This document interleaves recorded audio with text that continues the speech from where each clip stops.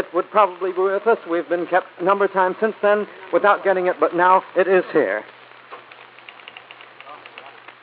The President announced at 7 p.m. today the unconditional and unqualified surrender of the Japanese. General Douglas MacArthur takes over as the Allied Supreme Commander and the man who will tell Emperor Hirohito just how to run Japan.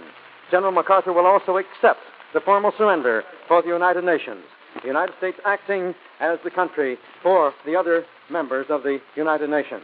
That is the bulletin just given to us from the White House conference in Washington. We had received word a few moments ago that almost the entire cabinet had gone into the White House for the press conference and was on hand for this great announcement. Stay with us for further news coming to us regularly.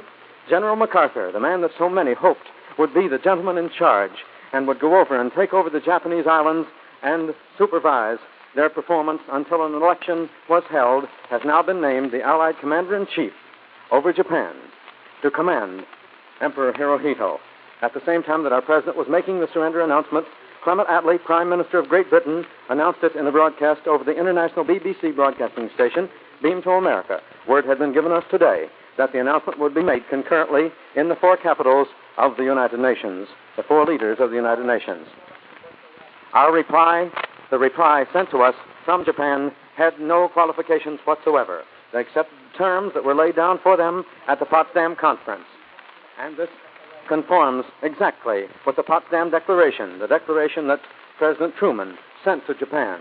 Word went to Japan giving them this proclamation, and if they had taken it at that time, many lives would have been saved. They chose to fight on. As a result, Russia entered the war. 2 atomic bombs were dropped on Hiroshima and Nagasaki, and many more. Hundreds of thousands of lives were lost as a result of Japan's obstinacy, or for whatever reason they may have chosen to refuse to accept the surrender terms at that time. But now, at 7 p.m., August 14, 1945, that war, which was started by the infamous attack on Pearl Harbor, December 7, 1941, has now come to a close.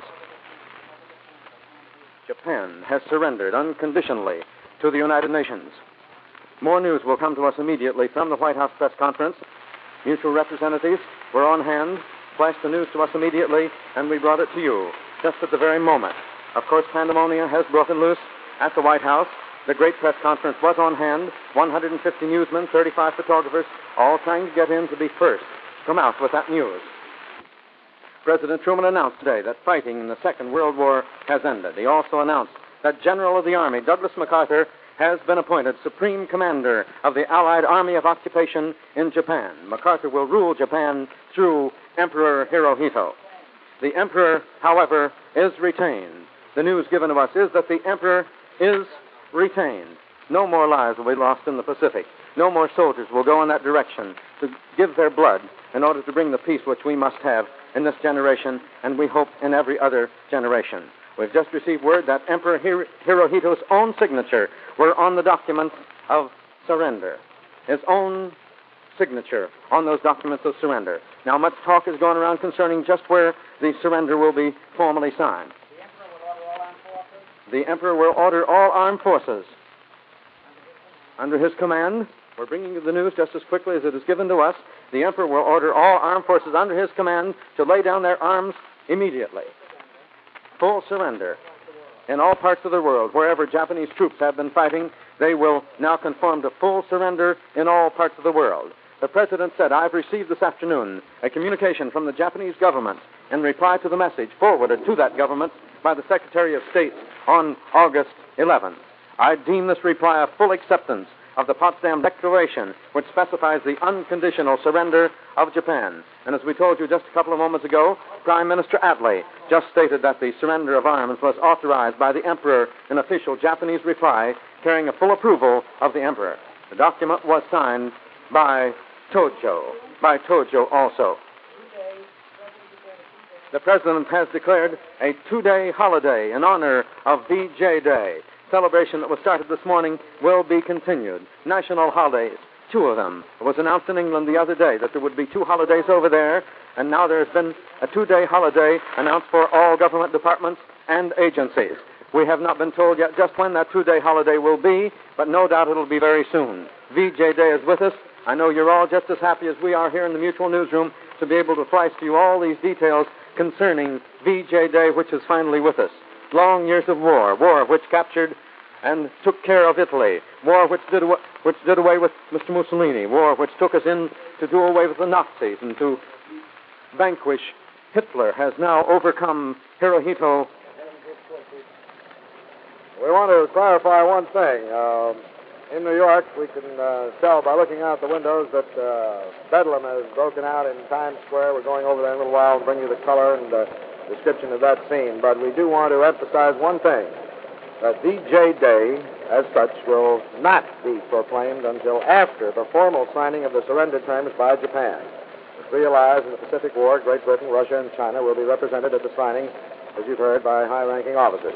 The Japanese government's message accepting the allied terms said that Emperor Hirohito is prepared to, quote, authorize and ensure the signature by the Japanese government and the Imperial General Headquarters of the necessary terms for carrying out provisions of the Potsdam Declaration, end of the quote. But it's no time to dim anyone's joy and enthusiasm. Everyone is wild with enthusiasm out in the streets. The ticker tape and paper snowstorm has started again, but VJ Day will not be proclaimed officially until after the formal signing of the surrender terms by Japan. As we've told you, and as Paul Cubitt has emphasized, that will take just a bit of time yet. Simultaneously, Mr. Truman disclosed that Selective Service is taking immediate steps to slash inductions from 80,000 to 50,000 a month. Henceforth, Mr. Truman said, only those men under 26 will be drafted for the reduced quotas. Hereafter, only men under 26 will be drafted for the reduced quotas. Now, we're going back to the newsroom again. The reduction of selective servicemen, as we just told you, was ordered by the President through the Director of Selective Service, General Hershey. The reduction has been made from 80,000 to 50,000, but will leave sufficient men to provide replacements for men with long service in the Pacific. As most of us know, those of us acquainted with men who served in the Pacific, there has been many, many years of service by many of our Yanks after going to the Pacific. They have not had the opportunity to come back to these quarters, the opportunity that has been given men who fought in other areas of the world. And now those men will have the opportunity to come back just as quickly as possible. Though the Selective Service Group has been reduced,